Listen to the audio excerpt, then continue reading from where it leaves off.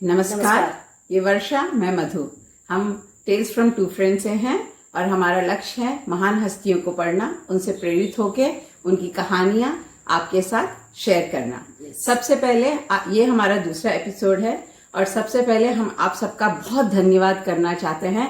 आप लोगों ने आप लोगों ने सुना हमारे एपिसोड को, उसको लाइक किया, शेयर किया, सब्सक्राइब किया और आपके जो इतने अच्छे कमेंट्स थे हमारे लिए, और आपने हमें ये भी बताया उन कमेंट्स में कि हम ये प्रोग्राम को कैसे बेहतर बना सकते हैं। Yes, that is what the most important thing. तो आज हम आपके सामने एक नया टॉपिक लेकर आए हैं जो हमारे रोज के जीवन से जुड़ा हुआ है।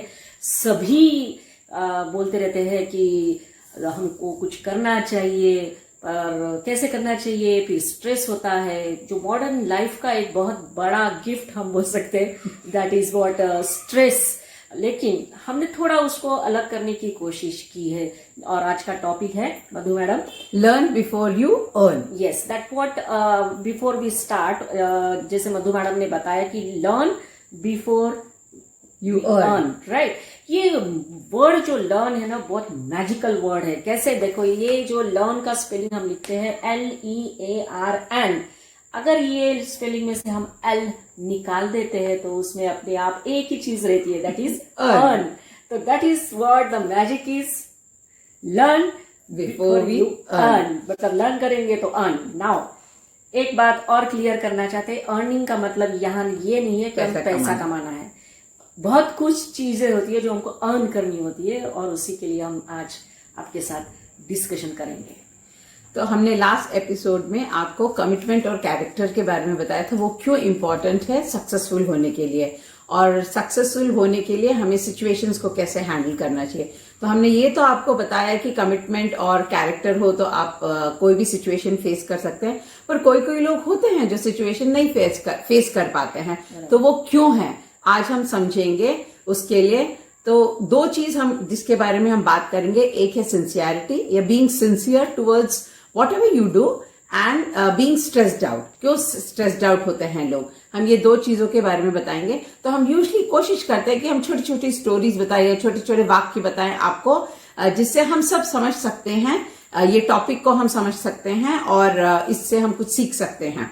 yes. तो जब तक वर्षा मैडम, जब तक लाइफ है तो स्ट्रेस तो अनिवार्य है उसमें, एंड तो हम देखेंगे, पर ये स्ट्रेस आता कहाँ से, स्ट्रेस हमारी जिंदगी में उत्पन्न कहाँ से होता है। तो बेसिकली प्रॉब्लम तब आती है हमें जब हमारी एक्सपेक्टेशन कुछ होती है, और हो कुछ और जाता है। तो ये एक्सपेक्टेशन और रियलिटी जो होती है उसके बीच में एक प्रॉब्लम होती है और उसका नाम है इग्नोरेंस। तो वर्षा मैडम, हमें आपने कुछ इतनी सारी जब किताबें पढ़ती हैं और इतनी महान हस्तियों को पढ़ती हैं, उनमें से हमें कुछ बताइए, ये इग्नोरेंस क्यों एक बड़ा प्रॉब्लम है स्ट्रेस के लिए। यस, जैसे कि हम जानते हैं स्वामी विवेकानंद जी ने एक बहुत ही बड़ा एक वाक्य बोला था, या हम कोटेशन बोल सकते हैं, ignorance is death and knowledge is life.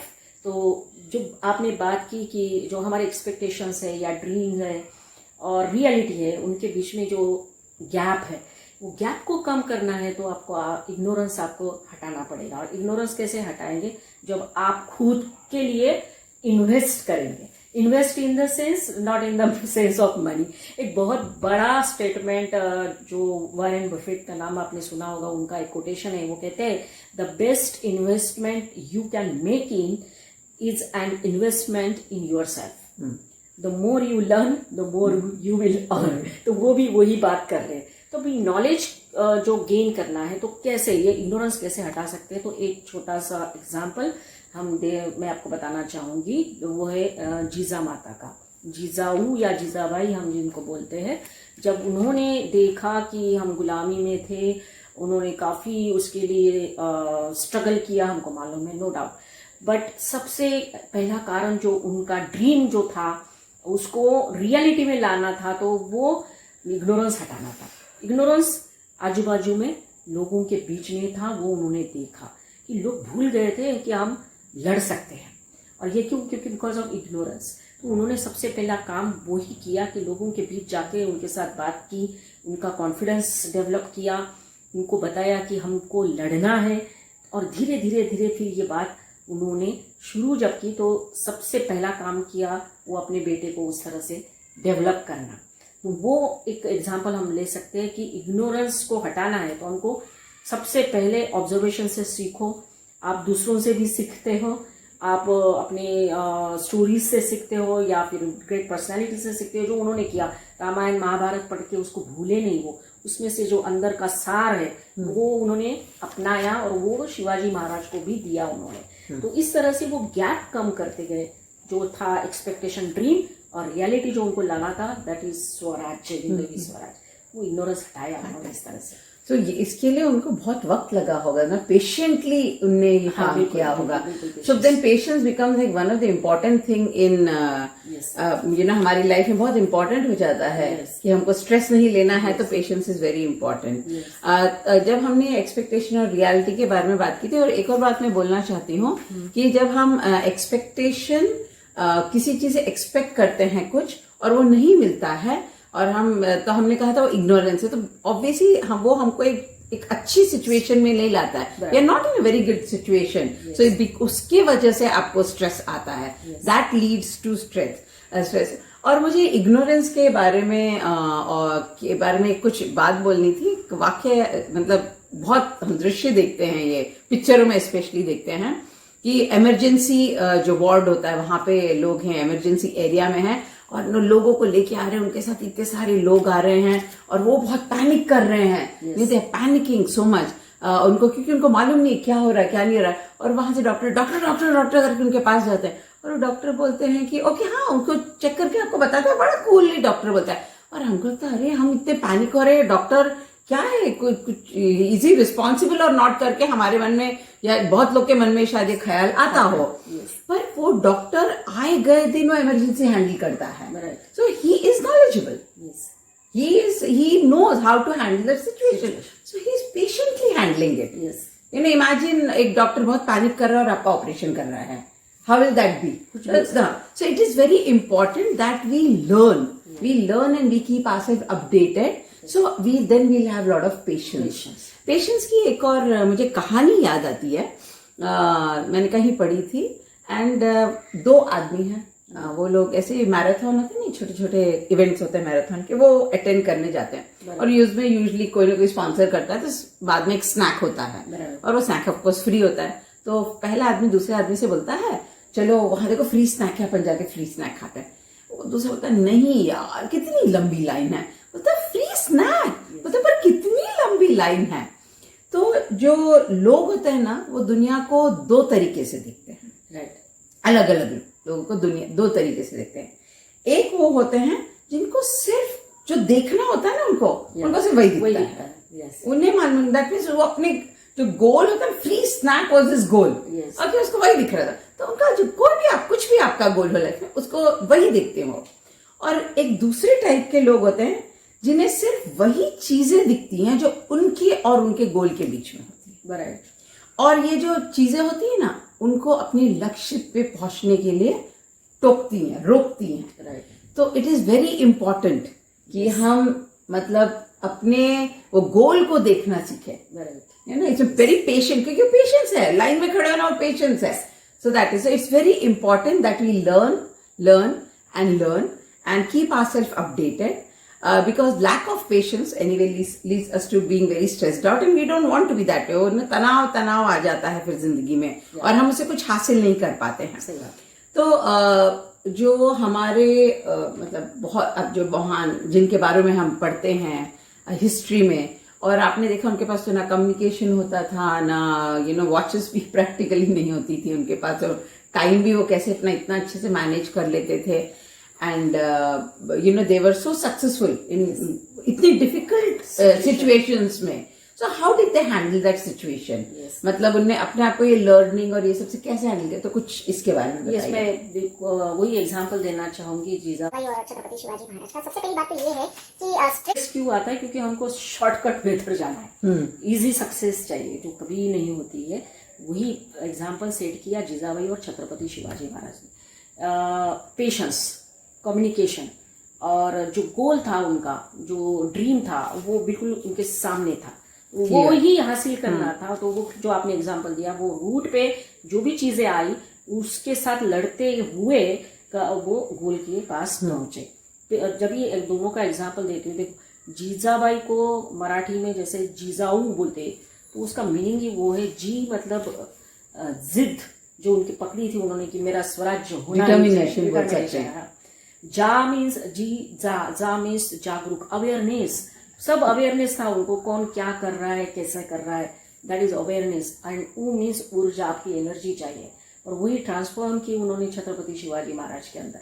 तो शिवाजी का जब मराठी में अगर हम बोलेंगे Shivaji, not about English spelling, लेकिन शी जो बोलते हैं दैट इज शिका, मीन्स तुम सीखिए, वा मीन्स वादा मीन्स उस तरह से बिहेव करो, वर्तन करो, और जी मीन्स जिनका मीन्स जीत जाएंगे आप। तो दोनों का कॉम्बिनेशन उनके लाइफ में से एक एग्जाम्पल मैं देती हूँ जो परफेक्ट एग्जाम्पल हो सकता है पेशेंस का, कम्युनिकेशन का और अपग्रेडेशन। आपका नॉलेज अपग्रेड होना चाहिए। देखिए आज हम टेक्नोलॉजी की वर्ल्ड में रहते हैं, आज का टेक्नोलॉजी का नॉलेज कल पुराना हो जाता है, इतना फास्ट चेंज हो रहा है। तो वो एग्जाम्पल है जब स्वराज्य के ऊपर बीजापुर से अफजल खान ने अटैक किया था, और तब छत्रपति शिवाजी महाराज जो थे उनकी राजधानी जो पहले थी वो राजगढ़ थी, वहां पे थे। तो जैसे ही और ये आया अफजल खान स्वराज्य के ऊपर अटैक करने के लिए, लगभग 60,000 की सेना लेके उसके साथ मैदान में लड़ना शिवाजी महाराज को पॉसिबल ही नहीं था, क्योंकि 10-12 हजार सैनिकों के साथ वो मैदान में उनके साथ लड़ ही नहीं सकते थे। तो उन्होंने पेशेंटली उसका वेट किया कि उसको अंदर आने दो, और दूसरी तरफ अफजल खान उसको उकसा रहे थे कि वो बाहर आए। तो इसलिए उस रास्ते में उन्होंने जितने भी मंदिर आए, तुलजापुर का मंदिर तोड़ा, पंढरपुर का मंदिर तोड़ा, कि ताकि शिवाजी बाहर आएगा चीर कर, लेकिन वो नहीं आए। वो मालूम था कि मेरा गोल जो है अफजल खान को ट्रैप में लाना और उसको पकड़ना या मारना।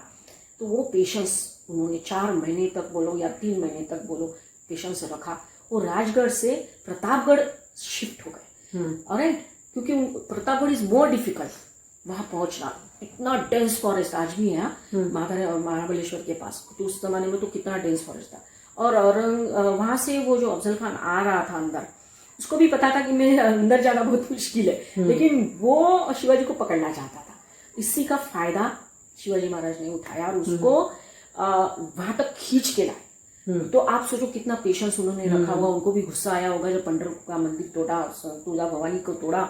इसके बीच में उनकी वाइफ का भी डेथ हो गया राजगढ़ में। उनकी जो वाइफ थी सही भाई, she was very very seriously ill, और उनका उसी बीच में डेथ हुआ है। फिर भी शिवाजी महाराज प्रतापगढ़ से राजगढ़ नहीं गए, क्योंकि नीचे ये बैठे हुए थे अफजल खान की सेना, तो कैसे जाते। तो उन्होंने कितना अपने आप को स्ट्रांग किया होगा जब उनकी वाइफ का डेथ हो गया होगा। अब आया, देखो मैंने आपको बोला प्लानिंग के साथ उसको अंदर लाए। अब आया कम्युनिकेशन, जो आप बोल रहे थे ना, कनेक्ट करना लोगों के साथ। वो उन्होंने अफजल खान की को कैसे खींच के लाए, बिकॉज ऑफ कम्युनिकेशन। एक ऐसा बंदा वकील उन्होंने चुना जो अफजल खान को मीठी मीठी बातें करके फंसा कर लेकर आया।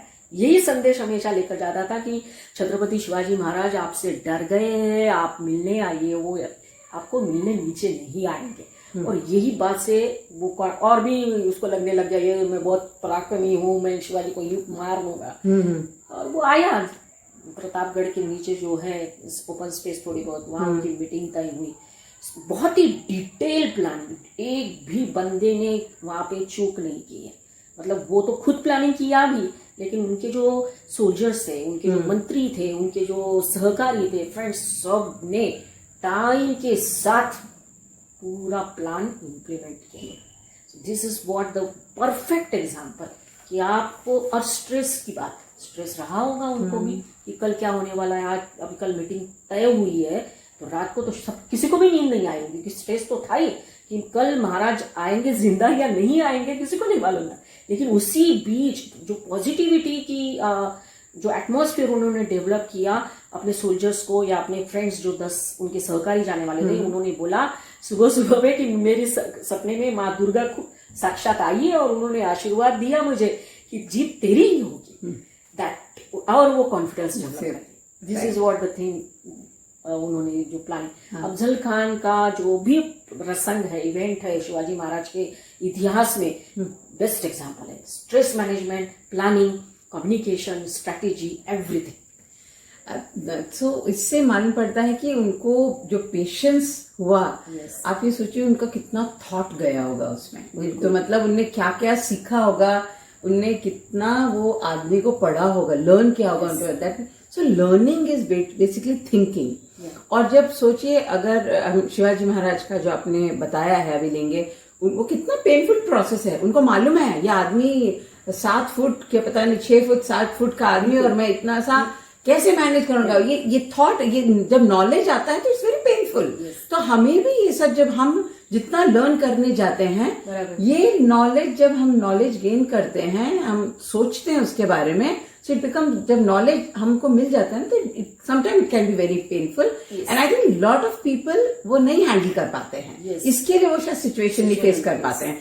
बट अगर आप लर्न करते जाएंगे and you will come over it, I think we will be able to handle any situation. Just एक बात मैं बता रही हूँ, आपने जो बोला अभी की लर्निंग जो है वो उन्होंने लर्निंग कैसे की, यही एग्जाम्पल जो अफजल खान का है, अपग्रेडेशन जो बोलते हैं ना, वो किया उन्होंने। अफजल खान को मिलने जाना था तो कंडीशन थी कि कोई भी शस्त्र साथ में नहीं रहेगा, लेकिन अफजल खान ने रखा था। यही बात शिवाजी को मालूम थी, सारे गुप्तचर ने बता दिया था कि वो आपको मारने वाला है, राइट। तो शस्त्र तो दिखने नहीं चाहिए। तो उसके लिए उन्होंने स्पेशल एक शस्त्र डेवलप करा अपने जो भी मंत्री थे उनसे, दैट वाज वाघनख जिसको बोलते। वो स्टोरी देखो लिंक की उन्होंने, उनके मम्मी ने या माता जी ने उनको जो स्टोरी बताई थी नरसिंह अवतार की, उसने पेट फाड़ दिया था नाखूनों से। तो वो जो नाखून थे व्याघ्रनख बोलते हैं, उसका ही शस्त्र बनाया उन्होंने और अपने उंगलियों में डाला ताकि उसको दिखे भी नहीं, और इसकी वजह से उनकी जान बची। पहला बार अफजल खान ने जब किया, चिलखत पहना था और प्रोटेक्शन के लिए उन्होंने, और जीरे टोप के नीचे भी टोपी थी ताकि वो सर पे भी मारे तो लगे नहीं। पोर्शन इतना ही खुला था। जब पहला बार अफजल खान ने पीठ पे किया उसको, जब बाहों में लेके, तो यहाँ तक ही आते थे शिवाजी महाराज, उसकी हाइट इतनी बड़ी, तो जो यहाँ मारा तो पता चल गया उसका चिलखत है, तो ये यही मारता, उसको मालूम था यही पोर्शन ओपन है। उसको मारने से पहले जो नाखून थे व्याघ्रनख, उसको फाड़ दिया। This is what learning and upgrading your knowledge. So then when we are learning, we are thinking, then thinking becomes a responsibility. क्योंकि हम जब सोचते हैं किसी चीज के बारे में, हमको मालूम पड़ता है, तो it becomes a responsibility.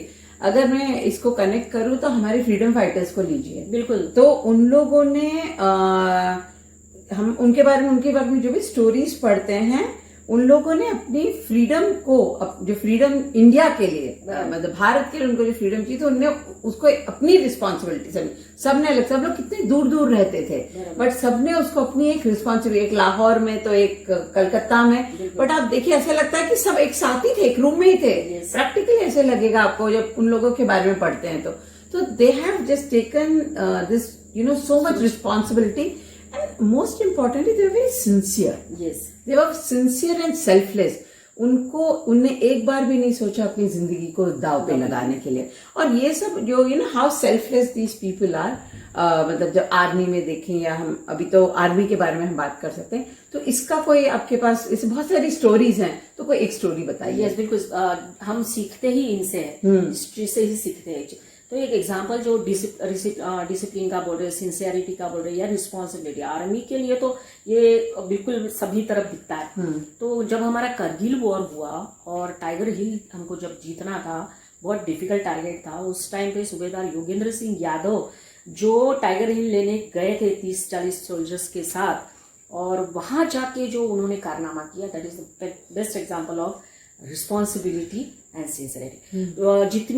जितने भी पॉइंट्स हमने कारगिल वॉर में जीते हैं ना, वो रात के समय चढ़ाई हुई है, जो गोरिल्ला वॉर टैक्टिक्स का एक भाग है जो शिवाजी महाराज ने किया। उनके भी सारे जो वॉर जो आए हैं वो रात के समय निकलते थे। तो that is what learning from history.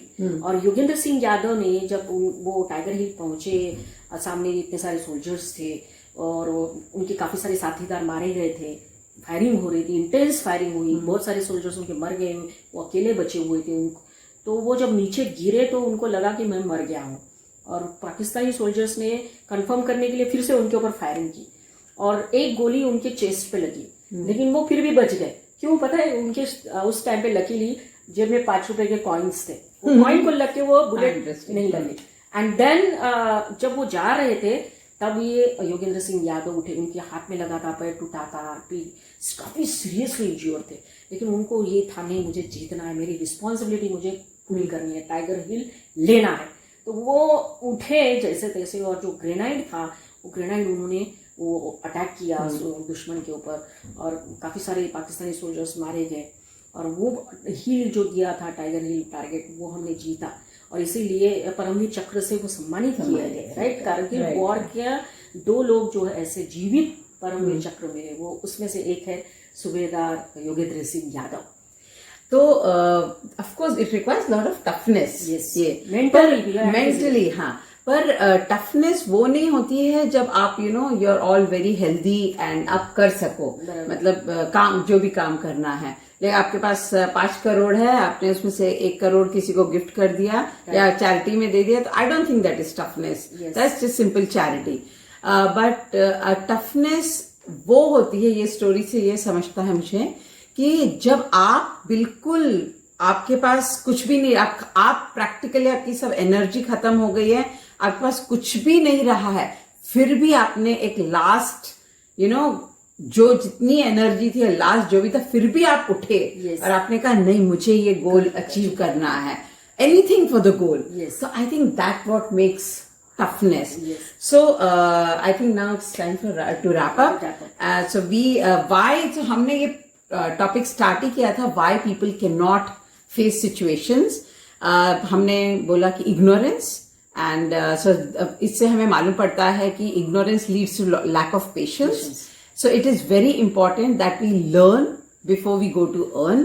चाहे वो आपकी वर्क प्लेस हो, आपका लाइफ हो, आपका खुद का पर्सनल लाइफ हो, आपकी फैमिली हो, you have to be very sincere handling these things. And you have to learn every day. If it could be your work, it could be your bringing up your children or dealing with your wife. It is very important you learn about it before you learn to handle it. And be having relevant knowledge. We don't have to learn everything, but हमें जो situation handle करनी है उसके लिए हमें relevant knowledge होनी चाहिए.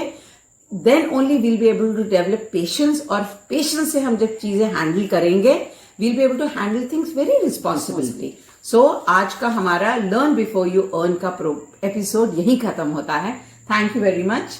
Thanks a lot. और आपको प्लीज हमारा पूरा प्रोग्राम सुने उसको. आपको अच्छा लगा तो लाइक करिए, शेयर करिए, सब्सक्राइब करिए और कमेंट करना प्लीज ना भूले. Thank you very much. फिर मिलेंगे बाय बाय नेक्स्ट